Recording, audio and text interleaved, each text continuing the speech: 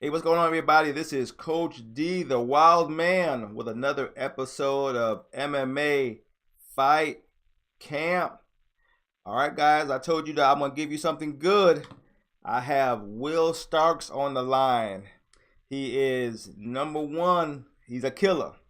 So if you haven't seen his fight at TitanFC 43, he brings it hard. So that's the great thing. We definitely see how he rose up the ranks and got to the level that he has gotten to today. So we're going to talk about him and his amateur career with UMMAF, which is United States MMA Federation, and then the International MMA Federation. This kind of he'll give us his backstory and how he got into MMA, and definitely what's his plans for the future. So this is the exclusive interviews, and I want to thank him right off the bat for talking with us. So Will, what's going on, man? Man, nothing much. Just relaxing, getting the day started with my usual routine. How you doing today? I am doing great, man. Can't complain. I definitely appreciate you spending time to talk with us and let the fans know who you are and what you do. For sure, man. All right. Well, tell us. Well, what's an average day like for an MMA fighter? A lot of people they see the glamour and glitz of UFC and Bellator and World Series of fighting. Tell us of a guy of your caliber who just became pro. What is an average day like for you getting ready for to train on a regular basis, to get ready for fights? What's an average day like? All righty. Well, I'll say for me in particular right now, I'm just getting used to this new regimen. This is about month number 3 for me here in Plano, Texas. Originally, I'm from Columbia, Missouri. So we're getting used to kind of a whole new schedule right now. But I work as a personal trainer at a private personal training facility, Next Gen Fitness. Mm-hmm. So my day usually starts. I wake up in the morning. My fiance and I, we both, get ourselves ready for the day. I'm the breakfast guy. That's my duty during the week. So, I get breakfast started. I get some studying done. I have my education through the National Academy of Sports Medicine, and I want to continue on with education there. So I stay Mm-hmm. on top of that, make sure I can provide for my clients in that way. And then I get ready for training. So I either have strength and conditioning, early in the morning, or I'll have like a specialty sport practice, or it could be wrestling or Brazilian Jiu-Jitsu, or just an open mat. Just depends on what day of the week, which gym I'm going to. And then I travel. I live here in Plano. It takes me about an hour to get to Fort Worth, Mm-hmm. so which is where my primary head coach, my MMA team is with War Room, Stephen Wright. So Okay. I'll get down there during the week. I'll get my MMA practice in, and then I make the way back to Plano, and I go to work. I generally get there about 3:45 to start my first client, and we'll get all the way through the day, through the afternoon to the evening. About 9 o'clock, where my last client is, I get closed up. I get home and get my meals going, and get ready to kind of reset. But it's wake up, eat, train, Mm-hmm. work, train, sleep. It's kind of an ongoing process. Okay. Now is this a life that kind of stumbled onto you, or did you plan to go? Okay, look, my goal is to be an MMA fighter, or did you one day you Man. walk into a gym and you go, hey, I don't mind getting hit, or did you have a wrestling background? Kind of give us your history. How did you get started in MMA? All right. So you're cool. I can go all the way back there. We got time for that. Yeah, we're good. Oh, okay. All right then. So, I grew up. It was just me, my mom, and my sister. And I just recently kind of like reconnected with my dad, but my dad boxed professionally, and I knew this kind of growing up. Okay. And I've had kind of an itch for martial arts. Always. It's always been like a knack, that I've had for it. And my cousin actually fights on my dad's side. My cousin actually fights for Titan FC as well. So Mm-hmm. it kind of runs in the family. My dad boxed. My dad wrestled. His brother wrestled. I think it's kind of in the blood. And I grew up the smaller, scrawnier kid. Picked on the classic. Everybody gets picked on for some reason. Mm-hmm. And I ended up stumbling on MMA, the sport of MMA. When we had visited my mom's friend's house, and her friend's husband was big into the UFC at the time, and he would always, that my mom and her friend be upstairs watching TV or whatever, and he'd be down in the basement watching Chuck Liddell knock people out. Mm-hmm. So here comes me, scrawny kid, glasses, and I walk downstairs and I see these these like badass guys. They're like, they're muscle bound, they're screaming, and they're hitting people. And I don't want to be a violent person, but it just appealed to me so much. Mm-hmm. I saw boxing, I saw kickboxing, I saw wrestling, and I'm like, that's like, you ask a kid, what do you want to be when you grow up? And they say, oh, I want to be an astronaut, or I want to be a firefighter. Those are like the superheroes for kids. Mm-hmm. Like for me, I saw that and I was like, that's what I want to be when I grow up. And it was just ingrained in my mind. And it slowly developed through high school. I ran cross country, but it developed into like an obsession for me. And I would go to Applebee's with friends and watch the pay-per-views. Mm-hmm. And it was during the George St. Pierre era of the sport when he kind of took over. Yeah. When that obsession became like more of a reality where I was like, I need to start preparing myself to do this. He was, I saw this guy that was like he was just my hero. He looked the part, he talked the part, and mm-hmm. he wrestled. And I was like, oh, he's wrestling. He's winning with wrestling, and he has karate and all these different things. I got to go off for the wrestling team. And my pastor at the time of the church, his son wrestled. He had wrestled when he was younger, and he was like, you got to go off for wrestling. So, I started wrestling, and then, I developed a passion for wrestling. I walked onto a Division II college team, and they had a club MMA team there as well. So long story short, I ended up taking my first amateur MMA fight at 18 years old with some about one season of college wrestling and some club MMA practices, behind my belt. Mm-hmm. And that pretty much kickstarted it. Okay. That kickstarted it all, and we'll get more into, I guess, UMMAF and IMMAF later in the interview, but that was the start. That was the beginning. Okay, so now that the taste of the blood was in your mouth and you felt that you can actually do something. How did you start finding promotions? Were there a lot of promotions where you were from? Did you have to travel to find fights? How did you get to that point? Yeah, so when I was 18, the first amateur fight I took, I was sitting on campus. This was after the first season, so I was ineligible to do postseason just because of credit hours. I didn't have to class, so I literally sat down on my laptop and I Googled MMA fights in Missouri. Mm-hmm. And at the time, the university I was at was in Warrensburg, Missouri, about an hour from Kansas City.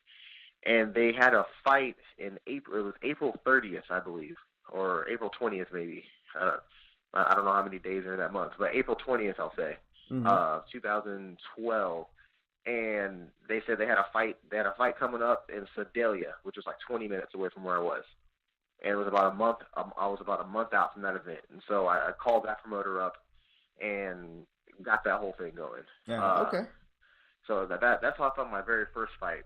The fights after that, I ended up getting dismissed from UCM academically. I didn't hold my GPA up. I was just,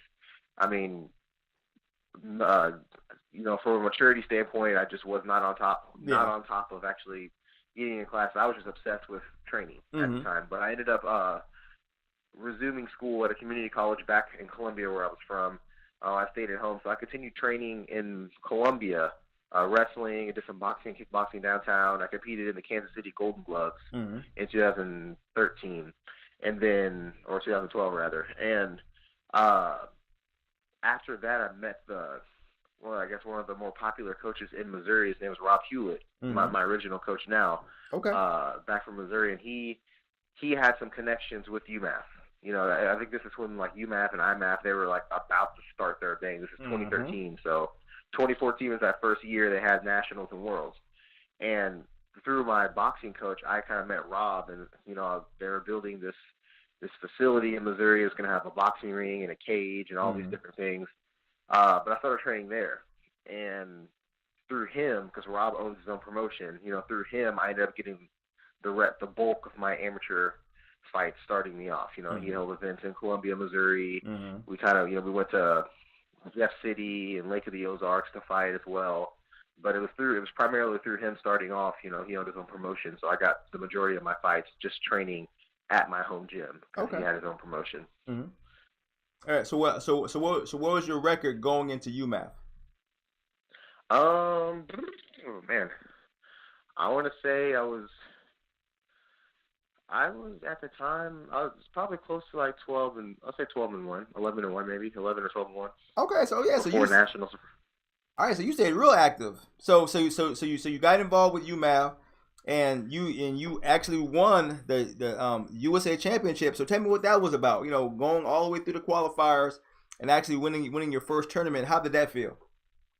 Yeah, that the first year felt really awesome because originally, I back up just a little more before I go there. But Okay. originally, I thought I was going to be able to compete in the 2014 Mm-hmm. UMAF National Championships, and then hopefully go to do Worlds as well.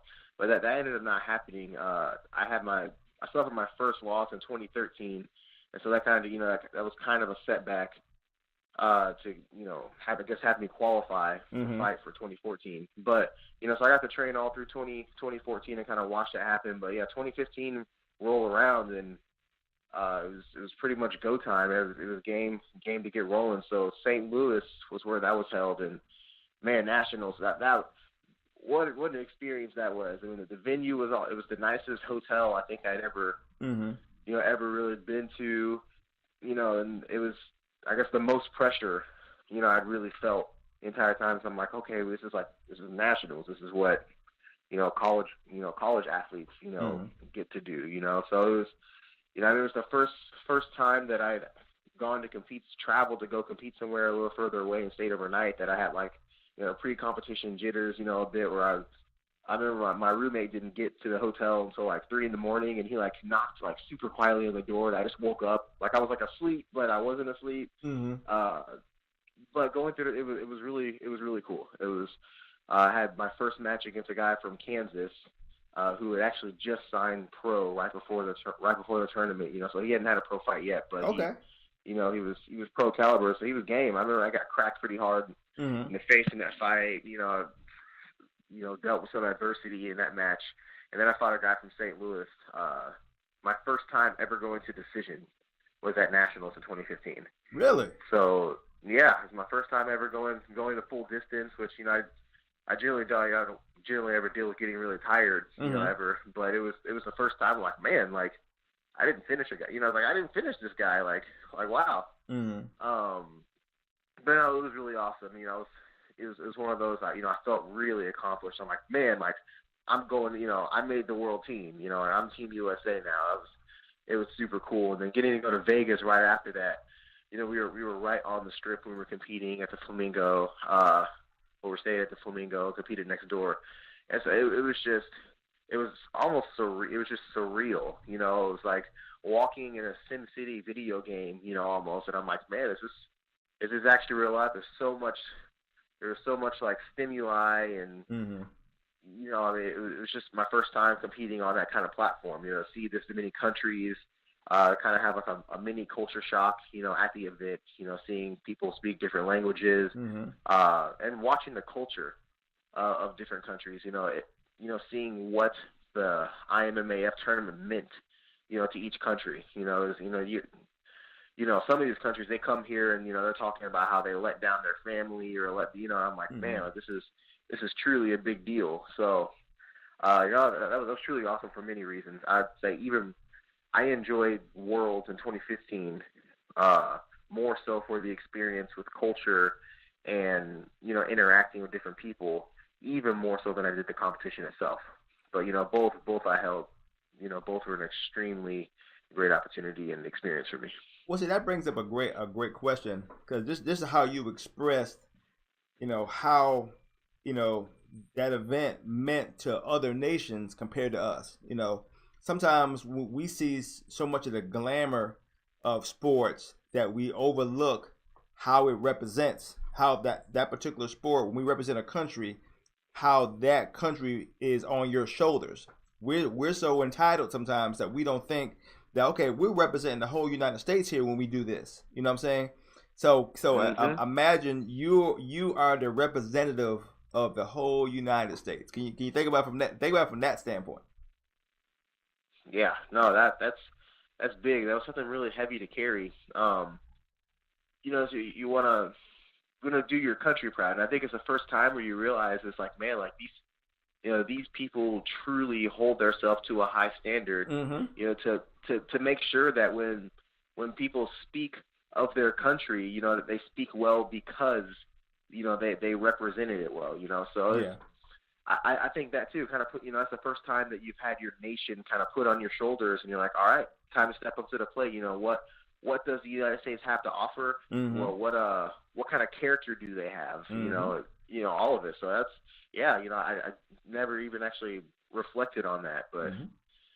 And how yeah, how no, was that's how was the level? And a lot of things. Another part that people, a lot of casual fans, diehard fans, kind of understand, but the casual fan does not. When you hear the word, amateur, fighter, you think somebody doesn't have less skill. They're not quite there.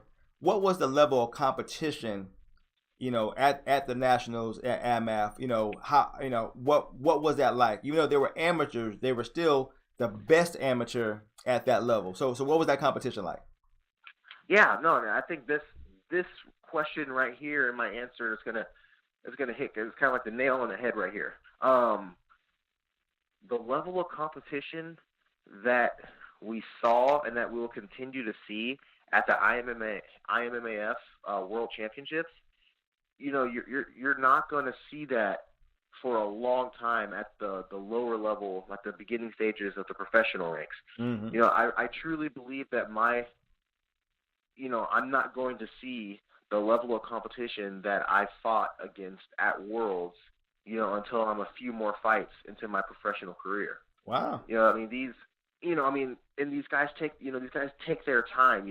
Like I said, I had 11, 12 fights before my first run at the world title, Mm-hmm. and by the time I came back, for my second world title, I was 18 fights in, 18, 19 fights deep, Mm-hmm. into my amateur career. Mm-hmm. And, a lot of people, that they kind of frown upon it, I hear, especially, down here, they take the fight career, more serious. People are ready to make money. People are ready to say, all right, time to turn pro. You got your experience, 5 fights, let's go. I'm not saying there's anything wrong with that. I'm not going to say you're wrong for turning pro after 5 fights or 10 fights or whatever, Mm-hmm. right? There are always those guys that, linger on in their amateur career forever, and it's like, okay, when are you going to make the jump? There are those guys, but there are also the guys that haven't had the opportunity to really develop a true skill set. Yeah. Maybe they didn't compete in martial arts or in Mm-hmm. wrestling at a young age, and they have no foundation. So they're just getting started. They don't, maybe they don't even have the ability to mount an offense yet in a fight, or they haven't been tested in competition. They say 5-0. I fought, Joe Schmo or whoever in the backyard, and I got 5 knockouts. So now I'm pro. I'm pro ready. And that's I believe it. It'll truly raise the bar for people that are pro. To say like I'm a professional, and it means something. I think it kind of diminishes the term pro MMA fighter when you see guys who who can't be tested at that level because they rushed into a pro career. Mm-hmm. These guys are truly skilled. The guy that I fought in the finals last year and the year before, he was a very experienced Taekwondo practitioner. Very poised, very serious. And he was tactical about his approach coming back to Worlds again for the rematch. He really fine-tuned his game. Mm-hmm. I think to have that, to learn and have that ability to say, okay, I know how to take a loss, I know how to adapt and come back. Those are things you need to already be prepared for before turning pro. In general, you need to know how to go the distance. Yeah. 3-4 rounds in an amateur fight. You need to have seen the wrestler, the Taekwondo striker, the boxing striker, the Muay Thai striker. The full, well-rounded MMA fighter. You need to have seen all those things, so when you go pro, it's not a surprise. You're not caught off guard, and you don't look like a quote amateur. Mm-hmm. The worst thing is to be on a pro card and to have have people in the crowd talking about you like, man, this guy's pro. Like what? Mm-hmm. So hold yourself to a higher standard. And that's you, and you've exactly said it correctly. To hold yourself to a higher standard. Like I said, I'm also a journalist, so I write articles, about the sport and things like that. And I did write an article on "Are you ready to go pro?" And because when you go to different promotions, you hear about fighters not making weight, or fighters come in unprepared and a lot of things like that, and but they call themselves pros. You know what I'm saying? So I think some Yeah. people go pro way too soon, and then it gets watered down because they're not the quality of fighter that they should be in the cage, especially when people spend money to see a pro fight. And if you're an amateur fan, if you're a beginning fan, when you hear pro, you're thinking like, the best of the best. And then you don't deliver, but you're considered a pro. It can definitely throw that promotion or throw that fighter, back down a peg when you can't deliver it as advertised. So I appreciate that you Yeah. understanding that aspect of the game in itself. So leading into that question, when did you think you were ready to go pro? I mean, what kind of got in your head to go, okay, I'm ready to step it up? When did that happen?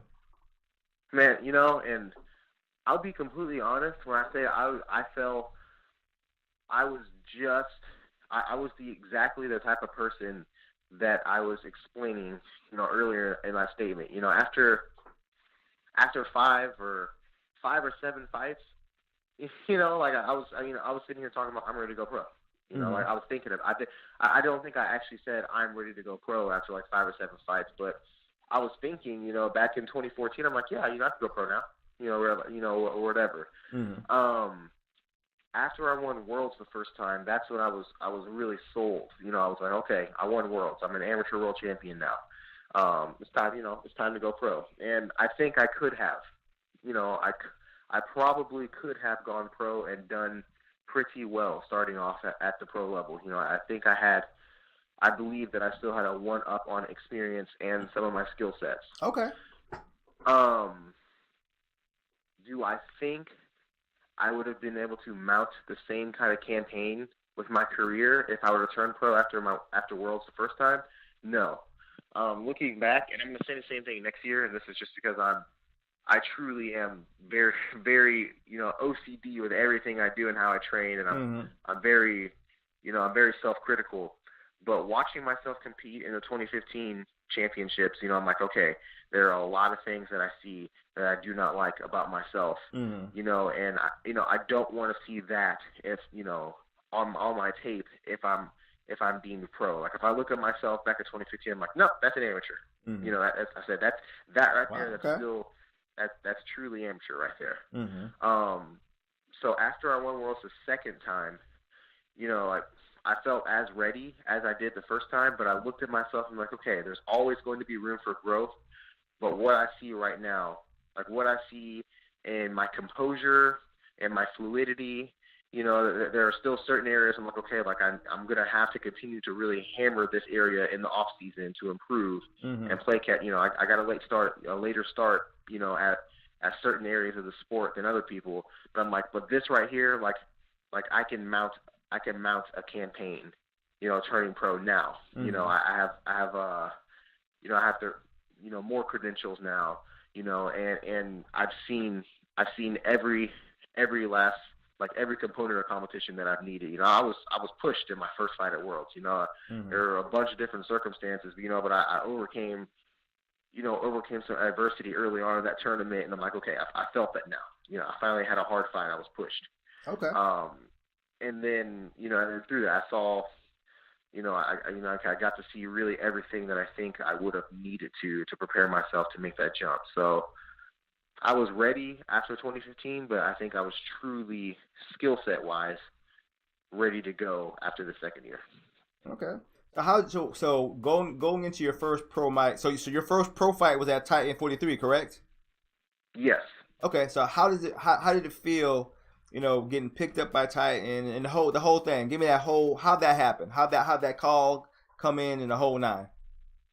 Yeah, so I had a couple different offers, even after the first year at Worlds, but my former teammate Jose Shorty Torres had already been picked up by Titan by that point, and so he was kind of an in for that. Got me in contact with Lex, the COO for Titan, and we just kind of negotiated things and figuring out how to basically move my career. Get a good start and move it, and become that other amateur that set his pro career apart from other fighters, getting started at our level as well. So I like the way that sounded. I like Titan as a promotion too. Like I said, I was pretty familiar with it just because I watched my cousin compete for them, for about a year or two before then. So, I like them as a promotion. I like seeing that they have the UFC out.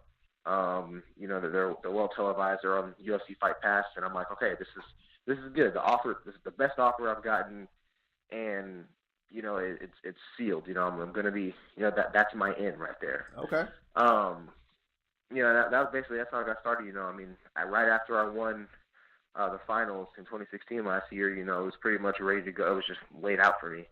And, I put some thought into it. I tried to take my time. I didn't want to rush into it and just make a decision, because it was there. But, I thought it out, prayed about it, consulted it with, a fiance and, family, close friends, and got things rolling. Okay, great. Well, let's say it seems that you have everything mapped out. So, like I always have a saying, reach one, teach one. So now is your time to be a teacher. What advice would you give to an up and coming amateur who's looking to make a career in MMA or definitely try to compete in MMA? What advice would you give them now that the road that you've been on? What advice would you give them? I would say this, especially if you're young, like right fresh out of high school and whatever like that. Treat your amateur MMA career just like a college athlete would. Right, so it's super easy because there aren't concrete deadlines like there are for a college athlete knows that they have, if you're a football player, you have this bowl coming up or you have this game, and if you don't keep your academics up, you get kicked off the team, and you got to make practice, you got to make practice, or your coach is going to hound you and you're going to get punished, and then you have nationals at the end of the season. You prepare for that. Treat your amateur MMA career like you were signed on to a college team, so that you have an obligation to improve and make those practices. Set a timeline for yourself and make that UMMAF national team, make the UMMAF tournament and make the U.S. national team. There's honestly, at this point in the game now, because this sport, it's the fastest growing sport, and I think it's the fastest evolving. So the culture is evolving so fast now, and I think, UFC kind of backing, the IMMAF, is really pushing that. There's so many other countries now that are going to be involved in this. You have the European Championships. Bahrain is hosting a tournament this year. For IMMAF. So it's everywhere now. So you're going to have all these countries now with all these different backgrounds and cultures that are going to be involved in the sport, and you don't want to rush into a pro career. And be that guy who has only fought, Billy Joe Banana Philly, whoever his name is, I think because you knocked out 5 Billy Joes that you're ready to go pro, and then you fight. Russia was in the tournament. You fight, so then you turn pro, and then what? You're 5-0 against Billy Joe, and you fight, 27-3 from Russia or Bulgaria or Ireland or Ukraine, or anywhere, and they fought on the international platform. They felt the pressure, and they're gonna look at you, and they're gonna treat you like a joke in the cage, and they're gonna have their way with you. That's just the reality. Exactly. So if you're young and you're getting started, be patient and set deadlines for yourself. Starting with that UMMAF tournament. Well, you have said in this one interview everything that amateurs need to hear in making a step into getting into MMA. Because let's say I'm 48, so when the UFC came out, it was all that hoopla. You know what I'm saying? It was all the excitement, all the different ways you can be a superstar, from Chuck Liddell's, George St. Pierre's, all of them, how they became stars, but there was no backstories. You know what I'm saying? There was no high school career, college career. Got into, MMA and became a star. It was none of that. So there was no roadmap to get to MMA and get the UFC and to get the Bellator and get into all of the higher ranks. We were filling it out as we went. So now we finally have a platform like UMMAF and IMMAF to groom up and comers so that they can become a proper MMA success. and avoid some of the mistakes that get people hurt. There won't be deaths in the cage, and you won't be people who did not have careers because they didn't know how to get there. So, man, I'm proud of what you're doing, man. You're definitely on the right track. And I saw your last fight. Man, did you let everybody know I'm here? So, man, you doing good, man. You are definitely on the right track, man. So I appreciate that. No, thank you very much. I'm glad I had the opportunity to speak about it. Thank you for creating an avenue for me. I hope people really take heed. Oh yeah, trust me, and there will be a lot more to come. I do work with UMMAF here in South Carolina, so you'll see me at most of the shows. I'm trying to get as much attention on it as can. I'm gonna constantly write. I'm gonna constantly do videos. So I'm gonna be a huge advocate as well. So trust me, you'll see me a lot more. Before you realize it, I'll be standing right next to you in the crowd. Go, man, you would knock this dude out now. I know. I look forward to that then for sure. Oh yeah, no doubt. Well, Will, I ain't gonna hold you up too much longer, man. Hey, I know a busy man is a busy man. But once again, thank you for your time, and I can't wait to see what you do next.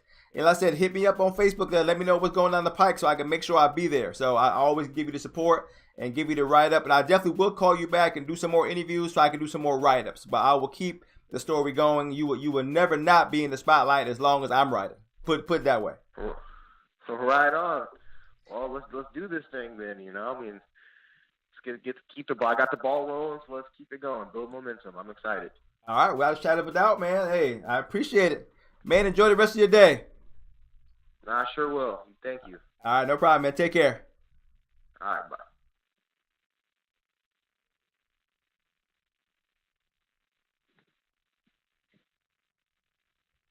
All right, this is Coach D, the Wild Man, another episode of MMA Fight Camp. I just spoke with Will Starks.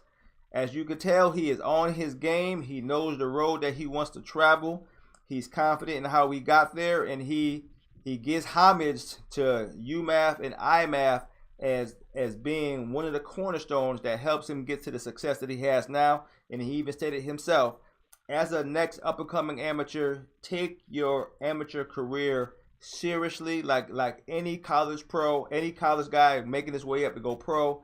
Same exact thing. There is no difference between being an amateur MMA person and being a young football player or basketball player out of high school, out of college. To him, he says the same exact thing. So I'm down with it. I agree with it 100%. And that's the role I want everybody who is a next up-and-coming amateur to travel. This is Coach D. Till you hear from me again, peace out.